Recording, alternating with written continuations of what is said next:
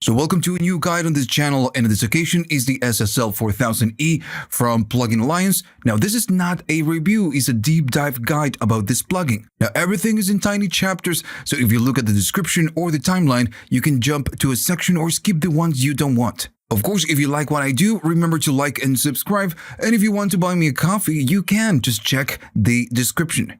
Okay, so first we need to start with the filters. Now this is a pretty simple thing. Now whenever you start the plugin and you start on a reset, the expander will be doing something. If you go down on the range, you're going to be pretty much disabling the expander, the expansion right here. So right now we need to talk about the filters, and by default they are on. Notice that we have a red light. This means they are on. So if I click on them and I just, toggle them off, they go away. So by default, they cut, they cut a little bit, And if I turn this one off, we can see that this is doing something. And the plugin by default is just kind of a rolling off this super low that we cannot even hear, of course. So basically on the filters, you have a low pass and you have a high pass. So of course, the high pass, when you need to turn it on, is going to cut the low frequencies. And as soon as you turn it on, it's just going to do a little bit of cutting right here. So you can start from the 16 hertz, which is super low, and go all the way up to 350 hertz. You're just cutting. And the other one, it does the same, but it's going to start from the 22K all the way down to the 3K. Right, so pretty simple stuff. Then you get this buttons. You get the multiply and the divide. Now by default, again, this goes from 16 to 350, so you cannot go further than this. So what this will do, it will pretty much multiply whatever it is that you're doing. So if you're doing 16, now it's going to be 16 times 3. So when you enable this button, of course, 16 times 3 is going to be a lot more than 16. So this is going to kind of move whatever your start. So now instead of going to 16, you're starting from a different place. And if you go all the way up, notice that we can go up to 1K. And we get a reference right here. If you go, we are in the 48, not 16. It's, when we move the knob. And then if we go up, we are going all the way to 1K. Now, if you disable or maybe disengage this, you're going to go back to the 300-ish. So if I go all the way down, you have the same thing for this one. As soon as I enable this, of course, this will do the opposite that this is doing. You're going to be starting from a different point. You're going to start earlier. So if you go right here, it's from the 7.2K all the way down to the 1K. And if you think about this, if you do the same thing, you're just kind of chopping everything down you're just removing everything. But yeah, you can do it if you want to. So this is what this means, all right? Right, so if I go down, you get a button right here that says dynamic sidechain. So this one, what will do, it will kind of remove this from whatever it is that you're doing right here. It will not react on the incoming signal, but it will work, or will, you are going to be putting it on the sidechain of the dynamic section. That's why it's dynamic sidechain. So now when you're compressing, for example, instead of compressing the signal that comes in without filtering, you just can maybe remove the low frequencies and then compress it without the low frequencies. But you're not affecting whatever that comes in. You're just compressing, or actually affecting what comes inside the dynamic section. So we're going to use it much later. For now, I'm just going to leave it right here. Now I'm going to go back to reset, and remember that the expander, just going to go back on the range. So as soon as I move this, notice that it's kind of a pretty clean right here. Even if I turn it on, we see one line right here. Now, as soon as I turn them on, we could see that it's kind of deviating a little bit. We see two lines, and it's because this is the stereo kind of a representation. We get the pinkish, which is, I guess, the left, and then we get the blue, or light blue, which is going to be the right channel, the left and the right. So as soon as we start messing with this, or we start cutting and doing more things, notice they are going to be, they're different. Now, since this is an emulation of a real mixing console, every channel will be a little bit different. So the plugin is emulating that, the left and the right signal going through different channels. And if you take a look right here, it's using the channel 1 and the channel 2. So your left, channel is going to the 1, to the console 1, let's say instance 1, and then the right channel is going to the instance number 2. Now, of course, Remember, this is an emulation, so both instances or both channels might be a little bit different. So they are a little bit different, especially when you start moving the knobs or you start using the EQ or even the compressor. And this is actually something that you get right here along with the TMT. This is tolerance modeling technology. That's the name. The TMT is what Plugin Alliance and Brainworks actually developed, is patented. So whatever you put right here, what they did, they modeled different versions of the channels. They model a lot of different versions. So as soon as you, for now, I'm just going to do something like that so we can, kind of see what is going on right here. Just gonna do something like that, so we can see that there's a difference, a clear difference right there. So right now we are using the channel 1 on the left, and the right we are using the number 2. So there is a little bit, a tiny difference between them both. Now, of course, they modeled several channels. So by changing the channels, notice that they're all a little bit different. And yeah, they did their work, in modeling different channels. So all of them, they're just a little bit different. They're very, very close, of course. But, you can just, toggle through different channels and see, or maybe just, choose the one you like the most. Now, also, you can go right here and randomize the channel. So if I do this, it's going to select a random channel. Notice that you have a lot of channels. And they all, are a little bit different. You just need to choose the one you like. Now, what if you don't like this? Let's say that you just don't like this. You don't like this, separation. So right here, you have the stereo mode. And then right now, it says analog. So if you just click on that one, it's going to go to digital. So what it does is it will pretty much choose the channel. And now it's going to use the same channel on the left and the same channel on the right. Now, can you choose channels? Yeah, you can still change channels. And this will kind of use whatever emulation they did for that channel. But now you're using the same on the left and the right. So you're not going to get this kind of a separation. Okay, so let's just talk about the EQ, this section we have right here. Now I need to cover a lot more things that we have right here. I much prefer to get this down and this down so we can talk about the THD and everything else. Because this gives you this analog vibe, using the different channels, but also the THD will give you that. But we're going to get that in a minute. So let's just talk about the EQ. When I do reset and kind of use the default configuration, by default, they expand. It's right here. We need to go down, but these ones are on as well. And they are doing a little bit of magic. So if you want to get them off, we just can remove them by just clicking. Now, by default, you get 4 different bands. You get the high frequency band, you get the high mid frequency, and then you get the low mid, and then you get the lows, of course. Okay, so right here, of course, we can go up and down. I believe I don't need to explain this. And right here, you can go from 1.5K all the way to 16K. So by default, this band is going to be a shelf. And if you're wondering, how do I know if I'm doing a shelf or something else? Well, most of the buttons will tell you. Some of them are going to be like on and off. In the case of for example, the ×3, when it's not engaged, it's going to be like this. But when it's engaged, it's going to be like that. Now, in the case of this one, by default, if it says shelf, this is going to be a shelf EQ. And we can actually see it right here. But as soon as we engage it, it's going to change to bell. So in this case, whatever it says right here is whatever it is. So we get the same thing with the analog. Right now it's analog, and right now it's digital. So it's a little bit better than having on and off, just less confusing, because what you see right here is what you get. So of course you can boost and you can attenuate in this case with a shelf, or you just can use a bell. And, you just can choose whatever frequency and use a bell. Pretty simple. I feel like I don't need to explain anything. So I'm just going to go back to shelf and do a little bit of boost right there. So then we have the next band, and it's going to be a high mid frequency.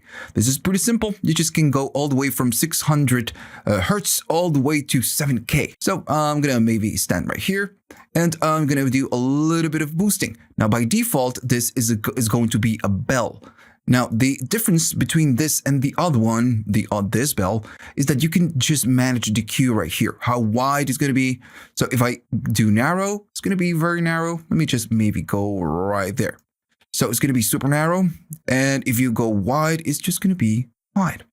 Now, also, one thing that you need to notice when you use the channel is that whatever you do right here is going to be a little bit aggressive. So if I'm going right here, we are doing 6 dBs of boost, which is a lot. So when you use this plugin, sometimes you just need to kind of go into smaller values. You can do shift, hold the shift on your keyboard and just drag and do small values. And that's just going to give you, just going to work a little bit better. As soon as you just drag this, you're always going to do a lot more than you want to. Always you need to use your ears, of course. But, you need to know that you can go up to plus 15 dBs, which is a lot. I'm going to go and do something like that and maybe do a narrow Q. So then you have your low mid frequency band, and this one can go from 200 all the way to 2.5K. And of course, this one works exactly the same than this one. Exactly the same. So maybe I can stand right here, do a little bit of boosting or maybe a little bit of cutting and get maybe closer to the 400-ish. And I'm just going to do a tiny cut. So one thing that makes the SSL one of the most kind of a revered channels, in this case analog emulation, is that all the values right here and the fact that you can use the Q and you can go wide or you can go narrow lets you work a little bit better in maybe removing frequencies you don't want or maybe boosting very specific frequencies. That's why this channel is so beloved. Other channels, maybe more vintage kind of channels, you don't get this. You just can boost and everything is kind of a super smooth and you don't have a way of kind of removing frequencies like we are doing right now. So let's move to the next one. The next one is going to be the low band. And on this one works the same way as the high frequency band. You have a boost, you can go really wild, all the way from 30 all the way to 450 hertz. And maybe I'm going to stand right there and I'm going to do a little bit of boost or, go crazy. So, of course, this one can be a shelf or it can be a bell EQ. That depends on, of course, what you want to do. Now, remember that everything that you do right here depends on what you do right here. This will be affected. If I enable this, that is that everything changes a little bit. It's just changing how it works. Even if I cut, it's going to bring this down, of course. And I'm cutting too much on purpose, of course. So, but you need to be aware, especially when you do a shelf, that this will just, bring it down just a little bit. Same thing with this one. If I go up like that, it's just going to chop it. And that is how much the analog mode, the TMT, is doing right here for us, especially on the higher frequencies. So one cool thing that you get with this plugin and the other ones as well is that you can switch between two different versions. So this one is the black version, but you get the brown version. And notice the difference on the curves. If I go to the black and I go to the brown, so they all are very different. So you just need to kind of change the times when you do something and choose the one you like the most. Now, usually the brown one sounds smoother, let's say, because the Q for each band is kind of a wider. So that's why the brown, it's kind of associated with a smoother kind of a sound. And the other one is just a little bit more kind of a punchy or snappy or precise, let's say. So it depends on what you want to do or what you like. You need to choose between the brown or the black one. If I do reset and go all the way back, let me just do maybe some boost. Just doing this, a tiny boost, changing between the black and the brown will give you, a big difference. Let me just get rid of the filters. It's going to be really different, right? Same thing if I go to the other one. If I do a boost right here and I change between this and this, the black and the brown, it's going to be really different. So you really need to change or maybe just swap between the black and the brown and just see which one you like the most. And notice how different that was. Notice this and notice this. It's very different. So yeah, you just need to kind of toggle between them both and then just choose whatever fits your mix better. Right, so at the bottom of the EQ section, you have some options right here. And it says Equalizer 2. So this one, it's actually pretty simple. This is going to be the on and off. So if I do something like that, whatever, it doesn't matter. I'm just going to do it kind of just randomly. Doesn't matter. Just doesn't matter. I'm going to do something like that. Maybe this is just too much. And of course, this one is going to be on and off. So if this is green, it means that the EQ is on. If not, it's going to be off. So if you turn it on, we are going to be using it, but then we have other options. We have the pre-dynamics and we have the dynamics sidechain. Notice that this button sounds like this one, and it's because it has the same purpose. On this one, we can use it to go and use it with the compressor, remove it out of the chain and just use it with the dynamic section. And we can do the same thing with the whole EQ, not just the filters. So when I do this, notice that we get nothing. It's not processing anything. And it's because whatever process we do right here, it will go to the dynamic section. And that will, of course, affect the compressor and affect the expander. So by default, how it works, the channel works, is that first we are going to be working with the dynamic section, and then it goes to the EQ section. So what if you don't want this? What if you want to do EQ first and then do compression? Well, this one is the button for you. Pre-dynamics. That's why it's pre-dynamics. If I turn this on, of course, it will not affect it, but now we are EQing first, and then we are compressing or expanding, then we are going to the dynamic section. But first we are EQing. So this, button might be really important for you if you want to EQ first before compressing. So I'm going to go back to a reset, remove the expander.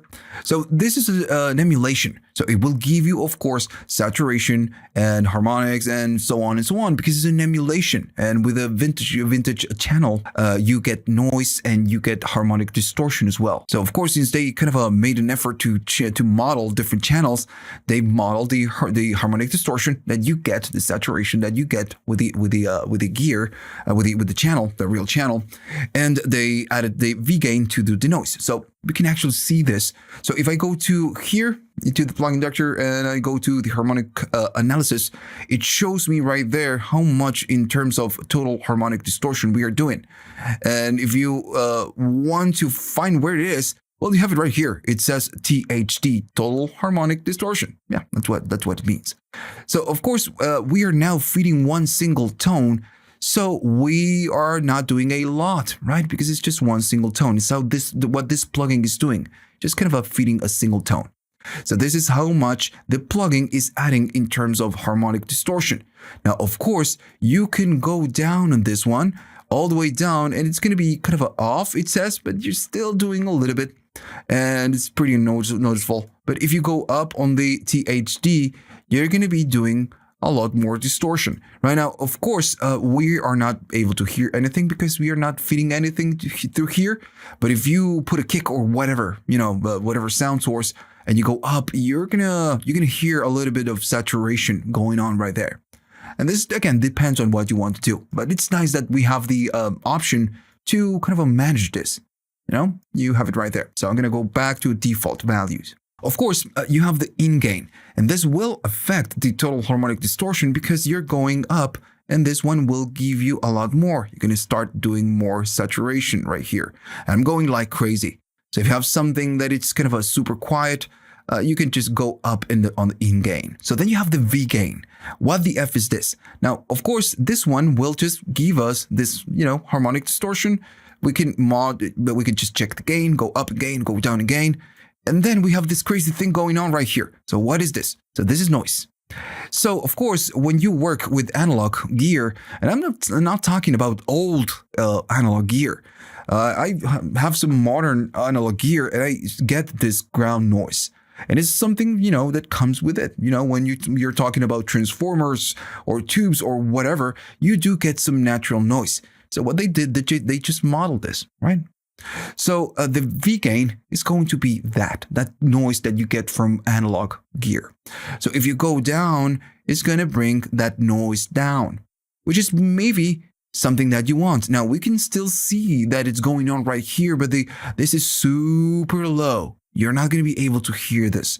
Now, if you go up on this one, and maybe you're going to go up right here, you're going to be able to hear some noise, some kind of a ground floor or something like that. It's just noise. So maybe if you're using it on one single channel, it will not affect it that much. But if you use this plugin on many tracks on your session, you're going to start hearing that noise. So maybe just kind of taming the V-Gain is going to remove this noise in the background. But of course, since you want this analog vibe, this V-Gain is going to add this tiny little bit of noise that you might want if you want this kind of an analog vibe on your tracks. well, we kind of know a lot. We know the filters, we know how the EQ works, in the V-Gain, how the TMT or what it's doing pretty much. And then, we have the digital, the analog, we can randomize channels if we want. And then we have these options right here at the top. Now, this one will invert the phase. Pretty simple right now. I feel like I don't need to explain it. It's just going to invert the phase. And if I go right here and do something like that, this one is going to mute it. So it's going to pretty much disable the whole thing. So we are not going to get anything. Right here, you control the output of the plugin. Right? Pretty simple. Again, I feel like I don't need to explain it. And notice that again, right now we are just randomizing this instance of this plugin. Now, what it will do if you're working on a DAW and, in a session and you have many instances of the same plugin, it will just randomize all the instances that you have available right there, pretty much. And it's a way to, add a randomization to whatever it is that you're doing right here, a more kind of an analog vibe. Same thing you have right here at the top. This one will kind of randomize all the different instances of the plugin that you have on your session. Now, right here at the top, you can just kind of change the V-Gain for all the instances, or you can do the THD for all. And again, this will affect all. It's not the same than doing it from here. This will just alter this instance, and this will just affect all. All right, so hopefully that is clear. So I'm going to go back to reset and all the way down on the range. And right here at the top, it says M, solo, and S. So maybe you're thinking, oh, okay, so we can work on mid and we can work on side. Not really. This is just to audition whatever is that you're doing right here. So if you have a track and you're doing something, you can go to M and you are going to be listening to the mid side. And if you go to S, you're going to be listening to the side. So of course, you have different versions. You have an A, B, C, and D. You just can make whatever change you want. And this is going to be kind of stored on the A instance. So you can maybe go to the B and do something else. And then you can, toggle between A and B and choose the one you like the most. That's pretty much the whole idea. So of course, if you like what you did on the A, but maybe you just want to shift it a little bit more, you can just copy whatever you did on the A, go to the B, and then paste it. And now they're going to be pretty much the same. But maybe right here, you're just going to be making a bell or just do something else. Maybe do a little bit more compression, whatever. And you can toggle between both and just choose the one you like the most. And just like we did before, this one is going to be back and this is going to be forward. And this one is going to reset whatever is that you are doing and take you back to a default patch. All right, so let's dive into the dynamic section. First, we can start with the compressor. And notice I'm trying a different approach right here in this guide. You can find a lot of videos on YouTube just showing or reviewing this, playing sounds and just maybe compressing. And this is not what I like to do first. I want to be as visual as possible because, of course, in real life, you are going to be using your ears. But this guide is kind of targeting all audiences. So maybe you're starting, and when you're starting, it's kind of hard to hear compression sometimes, right? Because you don't know what you're doing, or maybe you don't know what you need to hear or where you need to focus your hearing or what you are listening to. So that's why I make it visual, so you can see what we want to hear and then we can understand how this works. Yeah, that's the main purpose. Okay, so the compressor, it's a very simple compressor.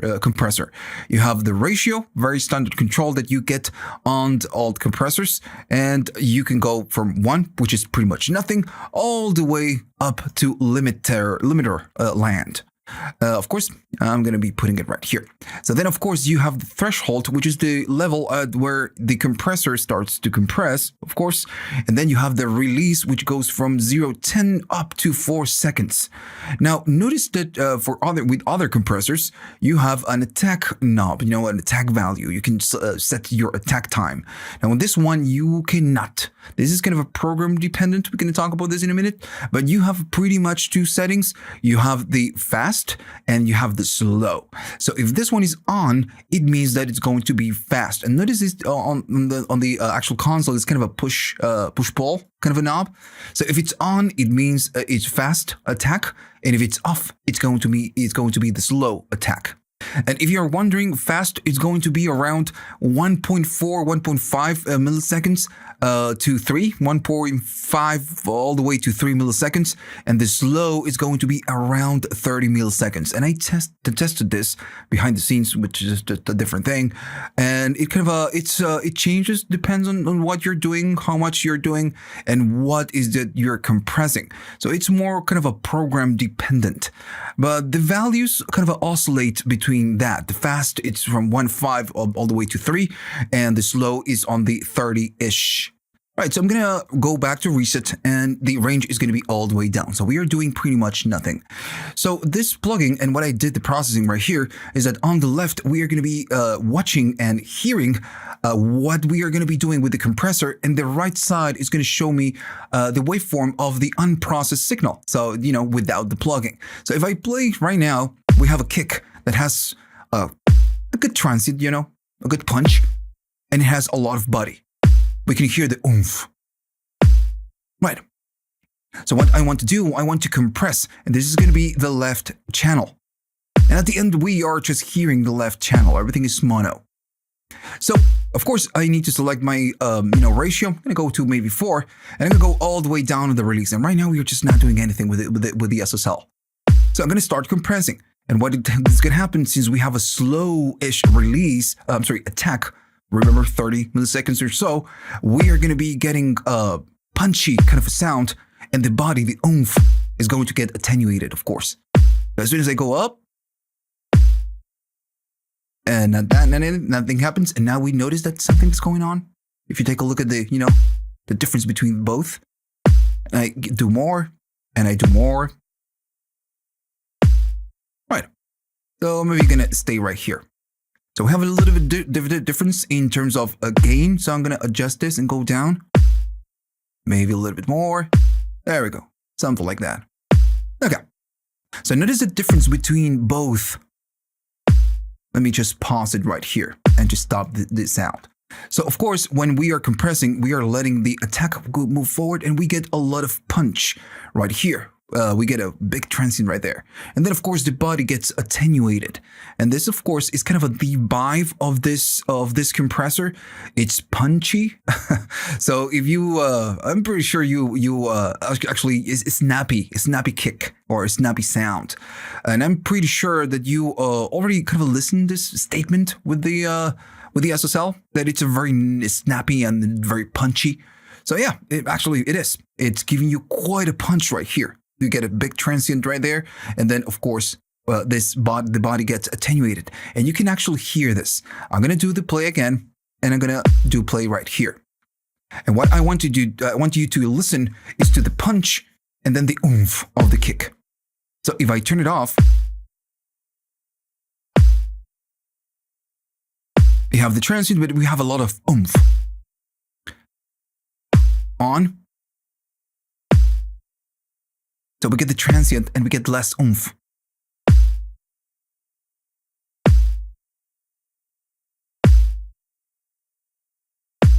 That's it. Now, of course, if we compress more, we are going to be getting a lot more of this. So I'm going to go up, and at some point when you go up, you're going to need to manage the volumes, because this one, it's a little bit louder than this one. And you always need to adjust just to gain, to match the gain.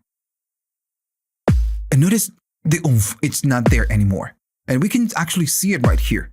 This one has a lot of oomph. This one, we get, a lot less. So we get a lot of punch and not a lot of body. That's the idea in this case. Off. Very different. Now, of course, we are doing a lot of compression. We are doing almost 10 dBs of compression. And I'm kind of exaggerating everything so we can clearly see it. So this is the SSL channel compressor. Vibe. It's snappy and punchy. Now then, of course, we have the release. And right now we are doing a fast release. And let me just go not so aggressive. Maybe to somewhere like there. So right now, again, we are just getting less of the oomph. And if I go up on the release,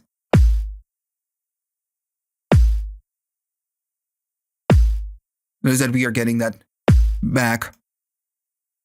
We get the oomph, less oomph.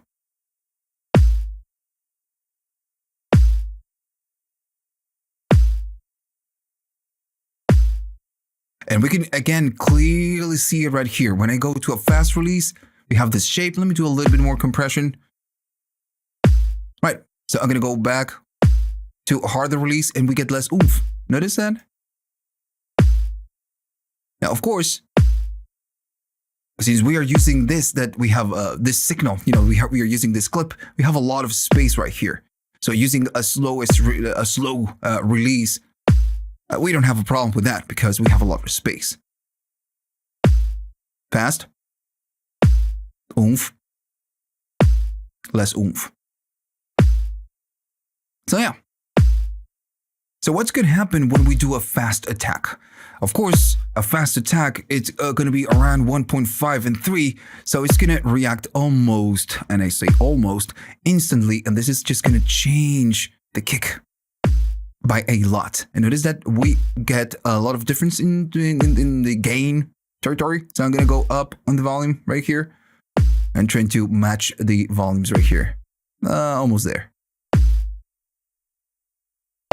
And notice how it sounds. It sounds pretty compressed. Off. On. Right. Okay. All right, so let's go the other way. Let's try a different sound source, not just a kick. So right here, I have some tambourines. I'm going to play the clip. And this is how it sounds. So of course, I created this sound on purpose. Notice that you get some transient right here, so much louder right here, loud right here, super loud right here. And then again, we just get the same thing on different parts. So of course, we are getting accents, but sometimes the accents are just a bit too much. So what if we wanted to use the compressor to kind of tame the transients, or just kind of a glue or compress everything so everything can sound a little bit closer and smooth? Okay, so let's do the same thing we did before. We're going to evaluate how much compression we do, how we compress. On the left, it's going to be the SSL process signal, and on the right, it's the unprocessed signal. So what we want to do, we want to kind of tame the transients and bring everything closer. Of course, we can do it with compression. I'm going to remove this, and remember the range needs to be all the way down. So, okay. So again, what we want to do, we want to compress and bring everything closer. And we can see the peaks right here. So in this case, I'm going to go to a kind of a fast release. So almost nothing. I'm going to go right there. In this case, I'm going to start compressing. So of course, since we have a slow attack, this is not going to give us what we want. A slow attack, not going to give us what we want. We are just making this transients louder. So maybe a fast attack is going to do the trick for us, because what we want to do, we want to bring everything closer. And we are going to be getting that. There is a difference between this one, and we can see it right here, this one, and this one right there. And all of this, all the in-betweens are closer to the other ones. That's the whole trick. You're just kind of making them sound a little bit closer. Right. What if you go crazy? I'm going to go right there and just do a lot more. And notice right here, it's going to show you how much compression you're doing. Now, sometimes when you're working, and in this case is not the case, when you're working with a stereo channel, and right now it's super mono, this one is going to be compressing on the left and on the right. And sometimes, depends on the signal that you're processing, and notice how compressed everything is. Sounds really close. Not super close, really close. Notice it, listen to the transients, to the accents. You can really hear that one, and now everything is kind of a bit smoother, closer. So right, so we can get that punch and maybe a little bit less of the oomph from a kick, for example, bring that, transient up, or we can just compress it and just kind of glue everything just a little bit better, right? So this can do both. Now what happens if we do a slower release? Well, it's going to start working a little bit different because notice that we hear it sounds a little bit funnier. So maybe with the faster release, it's going to, just gonna do the trick. So yeah. And we can really see the waveform right here. If I stop it, everything is kind of a super close now. Right here, everything is super dynamic, and this one is just less dynamic. That's why, of course, we are compressing. And that's happened when we compress. We make things less dynamic. So what's going to happen when you're working with a signal or with a clip or whatever is that you're processing with something that it's not super mono? So in this case, what I'm doing, and I'm for now just going to close it so I can show you what I'm doing. And you can see we have a signal. Of course, it's going to be stereo, and they are a little bit different. It's a stereo file, and I'm doing width all the way down. So I'm just monoing everything. So what I'm going to do, I'm just going to make a copy of this one. I'm going to paste it right here, and I'm just going to disable all the processing that I'm doing. So we can, of course, compare A and B with the wave observer. So now we're going to just kind of see the same thing. And we can hear now the stereo-ness. Okay, so I'm going to bring it back. Now, I'm going to do play.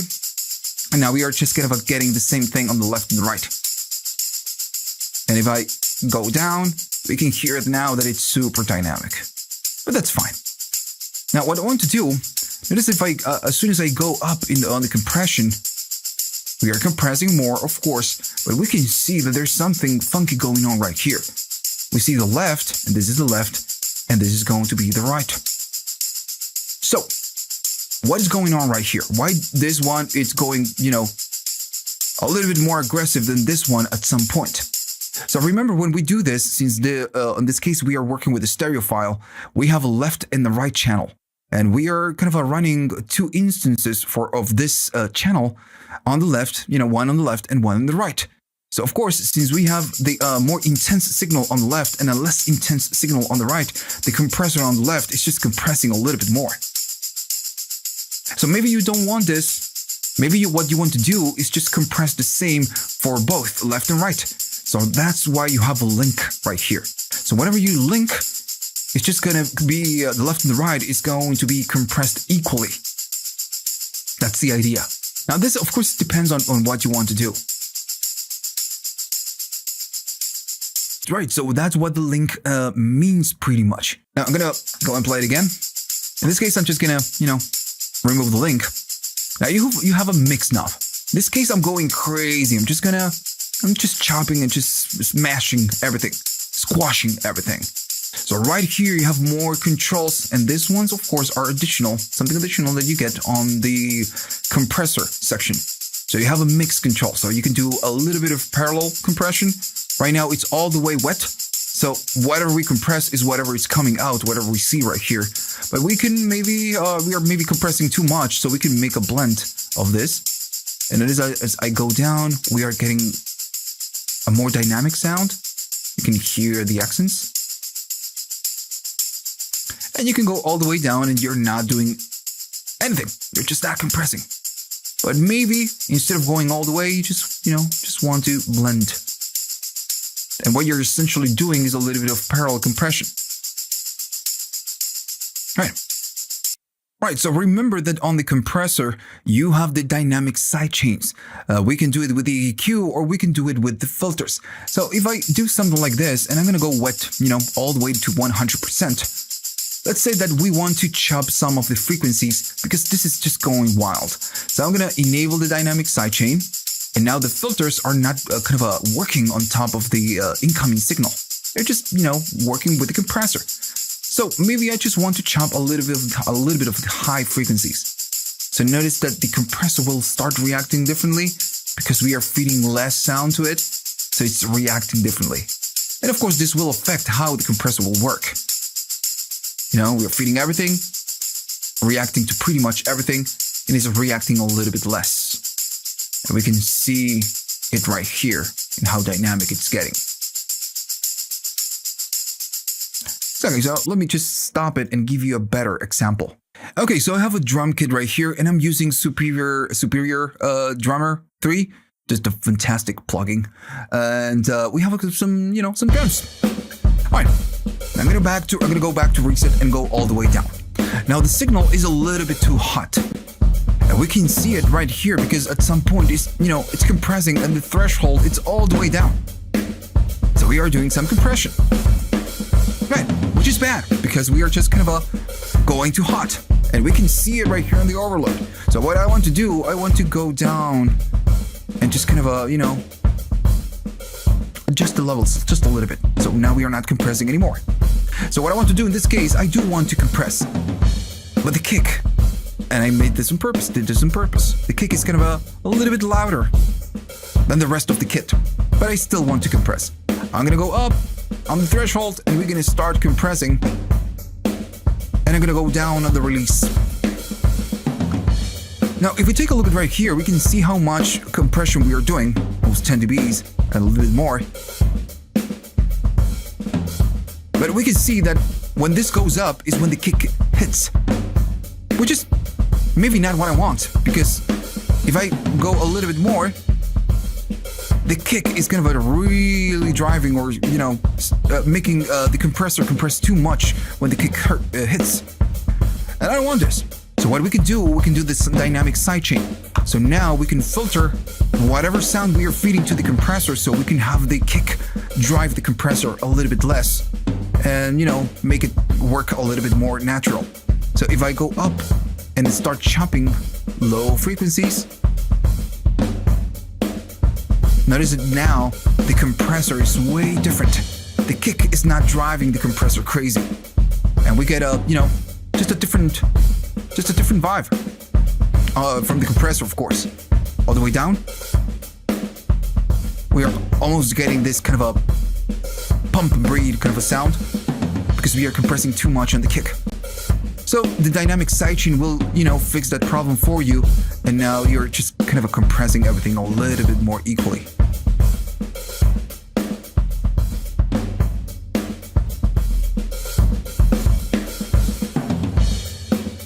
Now, the issue right now is that we are doing the filters, we are using a filter to affect this, to make this work. But you lose the filters because you're using it along with the compressor.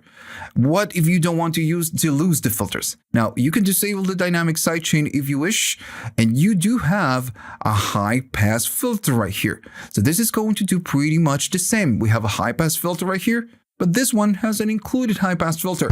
So now if I do the same, notice that the kick is really going, making the compressor go crazy. But I can go right here and start doing the same. So we don't have to use the dynamic sidechain. We just can use this one and have the compressor work the way we want to.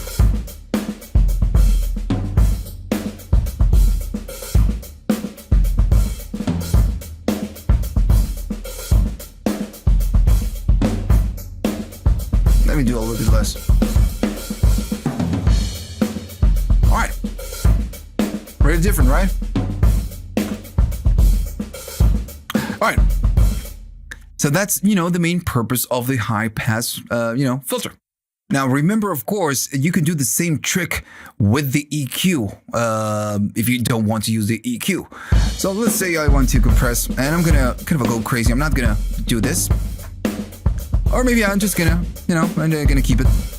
But now I'm going to do the dynamic sidechain. So now this EQ is doing the same thing we did right here. So if we want to drive it less, maybe I just want to lower the, the low frequencies. Just gonna, bring them down. And this is just not gonna do the same. It's I much prefer to use the high pass frequency. The high pass filter, sorry. But, you can do this if you wanted to. That is just driving a lot less. But you can go the opposite way. You can just make the compressor react to some other frequencies and have the compressor react on a different way by using the EQ on the dynamic sidechain. So it's pretty much the same idea. Okay, so let's just move on because this one has a different option called release 2 or second release or whatever you want to call it. And it's a little bit hard to explain if I don't give you the right example. Okay, so let's talk about the release 2 that we have right here, this one. So I need to provide a good example so you can, you can see and hear what it's doing. So the release 2 is something that works with the release, and it's something that it was added, not something that we get on the original one. And this is gonna help you to do your pumping and breathing, for example. And maybe you're wondering yourself what the F is pumping, what the F is breathing. So, okay, so let me just give you the right example. Right here, I have a snare. And if I play it, it's just a snare. And on the other track, I have a noise. So I'm going to go to the noise and play the noise, just turn everything off. And if I have to show you how the noise looks, it's going to be like that. So if I play both tracks, you have a snare and we have a noise. Now on this channel, on the noise channel, I'm using the console. I'm going to turn it on and make sure everything is back to default and bring the expand down. So right here, what I'm doing, I want to listen to the snare and I want to duck the volume of this. I want to compress it. In this case, we just duck the volume when the snare hits. Right, that's what I want to do. So that's why I'm using the sidechain. The sidechain is listening to the snare and I want to compress every time that the snare hits. How can we enable this? So this is going to be the key option. As soon as I enable this, the compressor is going to react to whatever we have on the noise right here. Now, right now, nothing is happening because, we are not doing compression. But as soon as I go up, maybe do something like that, I'm going to keep the release all the way down and the fast attack. And I'm going to start compressing. Notice it's doing it. And make sure the release 2 is all the way down. So, okay, so now I'm going to mute the snare so we can hear what is going on to the noise. So every time the snare hits, we are docking the volume. Now, we have two main things going on. We are going really aggressively down in volume, and then we go up. And it's really aggressive because the release is super fast. Now, what if I do something like this? It's just going to be a little bit kind of a more natural. Instead of just going back to kind of the normal volume, very, very hard, you're just going to do it a little bit more kind of a smooth. So the pumping is going to be the ducking the volume. And the breathing is going to be the going back to, the normal gain. So that's pumping, breathing. Yeah, pretty much. Now, of course, we can use it on with different clips, different sounds, but in essence, that's a perfect representation of what this is. Now, when you're pumping, and this is something that you on EDM or kind of electronic music and that kind of a vibe, we do it the whole time. Especially when the kick hits, we're gonna duck the volume of the bass or other instruments. Something that we do the whole time, and we do something like this. We go back a little bit more aggressively.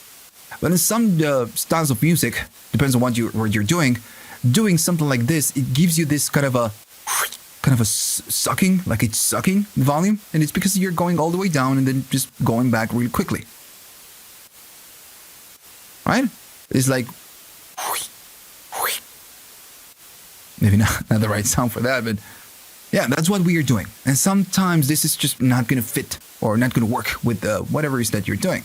So adding a little bit of release will give you this smooth going back to unity, right? Okay, now here comes the release 2. Now the release 2 is kind of an addition for this, and it's variable to whatever we have right here. So if I go all the way down in the release, and I go to the release 2, and I go up, we are not going to detect a lot of change. But if I go down and I make a long release, notice that we are kind of docking everything because the release is too long. And if I go crazier, it's just not maybe what we want. And I'm going to stay right there. So the release number 2 is just going to make kind of a variation between this. So I'm going to go up on the release 2 and you're going to see the change. That's how different it sounds. If I go up on the release number 2 and maybe go up on this one, then we go down a little bit. So this is no release 2. Really aggressive. So the release 2 will just change how the release pretty much works. And notice that there's a tiny curve right there. Let me just put it right there. No release 2. It's kind of a slow break here going like this. And if I do play and do a release 2, that changes a little bit. Notice it's different. Now it's going like that. So it's a different curve. So again, the release 2 kind of helps you to get a different breathing. That's pretty much what it's doing. It's very subtle. You might not, use it maybe in your life, but it really helps if you're doing pumping and breathing. That's the whole point. Right, so let's talk about the expand and the gate that we have right here. Now, if you already have experience in and you know what a gate and what an expander is, you're not going to learn anything new. The controls are very simple. You have your range, you have your release, you can go fast attack, you can change the threshold, the amount right here. You might minus 30 to plus 10, or you can go to minus 60 or minus 20. That's it. And right now we are on the expander. If I click this, we are going to the gate mode. And right here, you're just going to invert it so you can hear what you're gating or you're expanding. That's pretty much the controls. Now, of course, I know that sometimes, and I'm going to reset this and go all the way down. So I know that sometimes if you're starting, you don't understand maybe the difference between an expander and a gate, and it's a little bit confusing, to be honest. But that's fine. I'm gonna show you right now, in a more visual way, so you can tell the difference between an expander and a gate. Now, an expander and a gate, they are kind of siblings. And we use it for very particular situations. And it's kind of like the opposite of a compressor, let's say. So when we compress, what we want to do sometimes, we want to make something less dynamic. With an expander, we want to do the opposite, right? We want to make it more dynamic. And again, I'm just going to give you an example so we can see how this works and you can learn it. So right now, I'm doing the same thing than before. We have some hats. And we can see that the 1, 2, 3, 4, 5, 6, 7, and 8, the 1 and the 6 are just a little bit louder than the other ones. We can clearly hear and see it. Okay, so on the left, I have a BX console, and on the right, we have the same BX console, but we are not doing anything. So on the left and the right, we are going to be, we're going to see the differences when we do it. So, okay, for now, I'm just going to stop it. Okay, so remember that the expander, what we want to do, we want to make something more dynamic. Right, so let's say, just to give you an example, that we want to grab that hi-hat and we want to reduce the dynamic part. We want to make it less dynamic. So what are we going to be doing? We are going to use a compressor because we want to kind of make it sound very close. We want to reduce these peaks and bring everything up so we can level everything. So we are going to be doing some compression. So in this case, I'm just going to do link and I'm going to start compressing and I'm going to go hard. I'm going to do a fast attack, a fast release, and I'm going to start compressing. All right. Notice that right here on this one, we can see that everything is kind of super close. Now, on the other one, this is soft and this is loud. But now everything is just super close to each other. And of course, it sounds like this because we are just compressing like hell.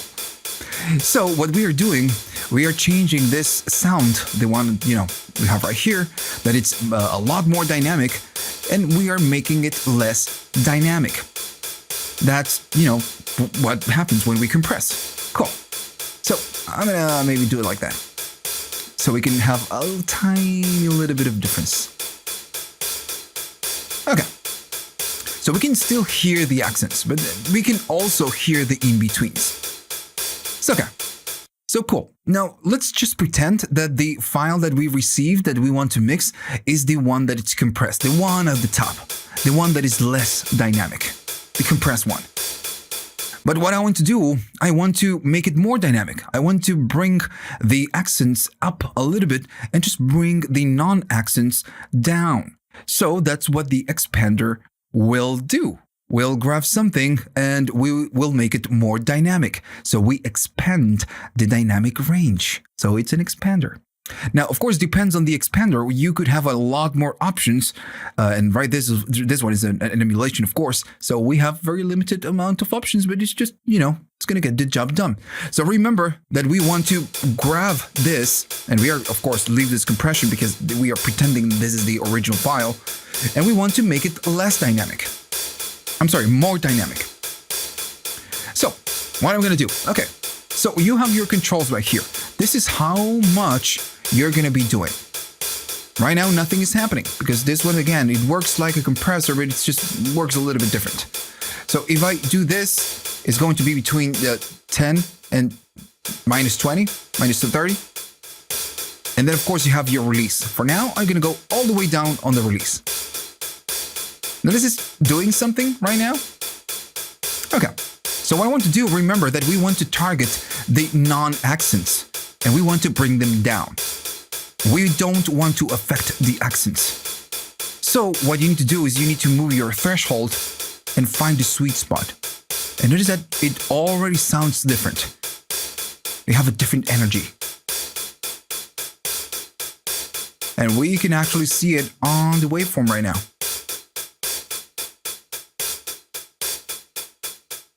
Okay.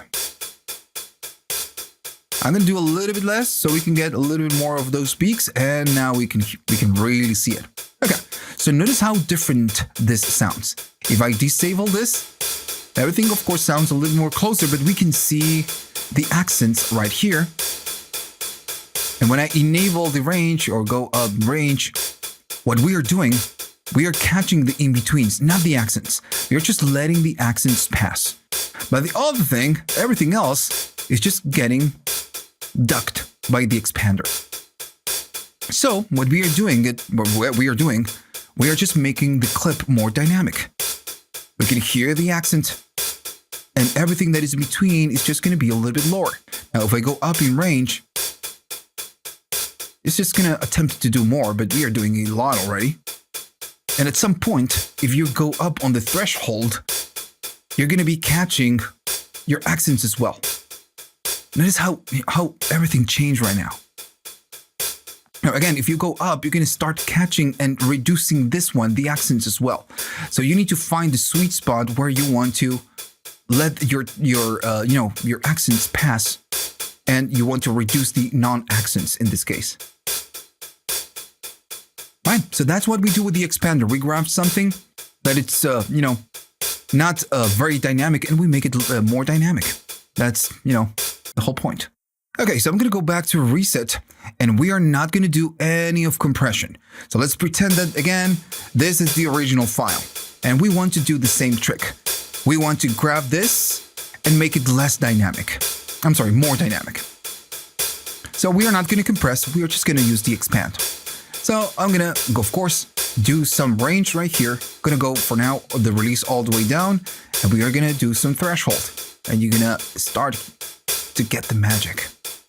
That is how it sounds. So, even though we already have something that it's pretty dynamic, you can still use an expander to make it more dynamic. Now, again, if you go up, you're going to start affecting whatever you want to make it. You want to keep. So you need to find the sweet spot. So we are reducing the in-betweens a lot. But it sounds a little bit kind of dull. And if I pause it, maybe right here, we can see that right here, on the ones we are letting it pass, it's affecting it just a little bit. Especially in the attack, right here, and on the tail. So you could add a little bit of release just to make it sound a little bit more natural. And now, notice that we get that tail back. Now you can do a fast attack, and this is gonna give you that punch back. And if I pause it right here, it's almost the same, pretty much the same. Now, sometimes when you go up on the release, it's going to be a problem because the release is so long that you're just not gonna be able to go back in time to just, duck the non-accents. So you really need to watch right here what you're doing. And if I go up or maybe right there. There we go. Right, so this is why we would use an expander. We grab something that we want, it's maybe not that dynamic, and we want to make it a little bit more dynamic. So then you have another option, which is right here. It's going to be the norm. So this is normal. And if you do this, we are doing exactly the opposite of what we wanted to do. We are catching the transient, and when that transient, the accent is kind of hitting, then we are ducking like crazy. And, you could use this, of course, to use it maybe on your track. But sometimes we use it just to recognize whatever it is that we are doing, just to fine-tune whatever it is that we want to do with the expander. Now, expanders are very useful with vocals, for example, with voiceovers. And if you think about what do you think I'm using? I'm using an expander, of course. So yeah. So this is why we would use an expander. Now, maybe you're wondering, what is the difference with the other one, with the gate?